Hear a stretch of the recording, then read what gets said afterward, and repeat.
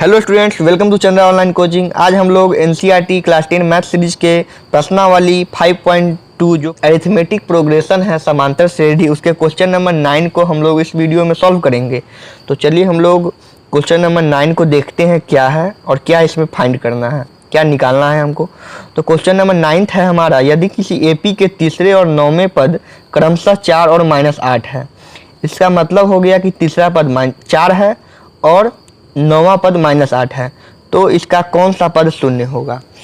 तो हमारा तीसरा पद भी दिया हुआ है और 9वां पद भी दिया हुआ है और हमको बताना है कि इस एपी जो आएगा, इस एपी का कौन सा पद शून्य होगा। तो सबसे पहले तो हम लोग इसको ए और डी के रूप में तीसरा पद और 9वां पद को लिख लेते हैं।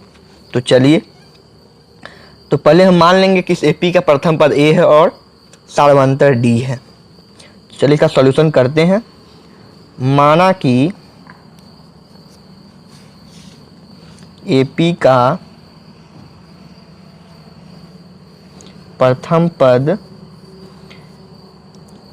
ए है तथा सार्वंतर डी है। तो चलिए हम इसका एपी का प्रथम पद ए है और सार्वंतर डी है। तो चलिए इसका जो तीसरा पद है तो इसको हम लोग क्या लिखेंगे, ए3 लिखेंगे। तो ए3 हमारा दिया हुआ है यहाँ कितना, 4 दिया हुआ है, तो ए3 बराबर हो जाएगा 4।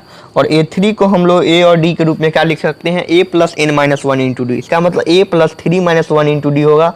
तो यह हमारा हो जाएगा ए प्लस 2d बराबर हो जाएगा ये 4। तो इसको हम लोग मान लेते हैं समीकरण 1। और देखिए फिर से देखिए क्या है हमारा, फिर से देखिए, यह हम लोग देख रहे हैं प्रश्न से, ठीक है। तो यहाँ हम लोग प्रश्न से लिख देंगे क्योंकि हमारा प्रश्न में ही ना दिया हुआ है कि तीसरा पद 4 है। चलिए, तो हमारा 9वां पद हमारा दिया हुआ है -8, ठीक है। तो ए9 हमारा हो जाएगा -8।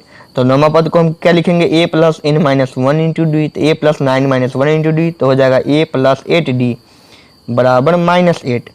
तो ये हो जाएगा हमारा समीकरण 2। तो समीकरण, अब हमको ए और डी का मान चाहिए, तो हमको समीकरण 1 और 2 को हल करना होगा।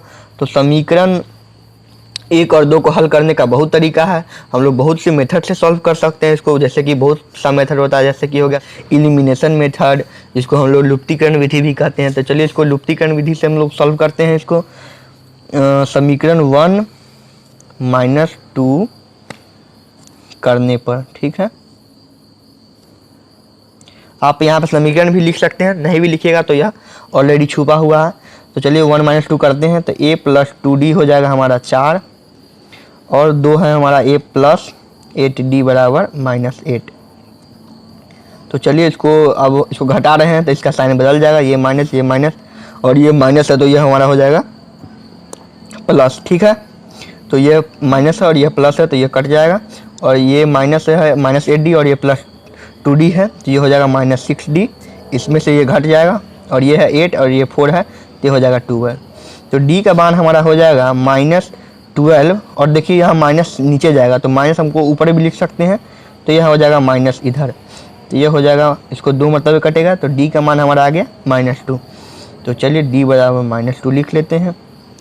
अब देखिए, अब हमको a का मान भी रखना है। तो d का मान हम लोग समीकरण 1 में रखें या समीकरण 2 में रखें, हमारा a का मान निकल जाएगा। तो चलिए समीकरण 1 में ही हम लोग रख लेते हैं। तो d का मान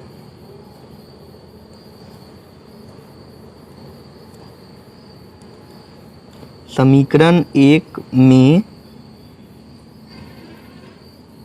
रखने पर, ठीक है। तो समीकरण 1 हमारा क्या है, a प्लस 2d बराबर 4। तो चलिए इस समीकरण में हम लोग d का मान रख लेते हैं। तो a प्लस 2 इंटू डी का मान हमारा -2 है, 2 इंटू -2 बराबर 4। तो ये हमारा हो जाएगा a माइनस 4 बराबर 4। तो a बराबर हमारा हो जाएगा 8, ठीक है। तो a बराबर हमारा हो गया 8 और d बराबर हो गया -2। तो हमको इसमें निकालना है इसका कौन सा पद शून्य होगा। तो हमको तो पता नहीं है कि इसका कौन सा पद शून्य होगा, तो हम लोग मान लेते हैं कि इसका nवां पद शून्य होगा, ठीक है। तो माना कि एपी का nवां पद शून्य होगा, nवां पद शून्य होगा। शून्य का मतलब 0 होगा। तो चलिए, माना कि AP का nवां पद शून्य होगा, तो हमारा an हमारा क्या हो जाएगा, an हमारा 0 हो जाएगा। तो an का फॉर्मूला क्या होता है, a plus n minus 1 into D हमारा हो जाएगा 0। तो चलिए a का वैल्यू हम लोग क्या निकाले हैं, यहाँ देखिए d का वैल्यू -2 है और a का वैल्यू हमारा 8 हम निकाल चुके हैं।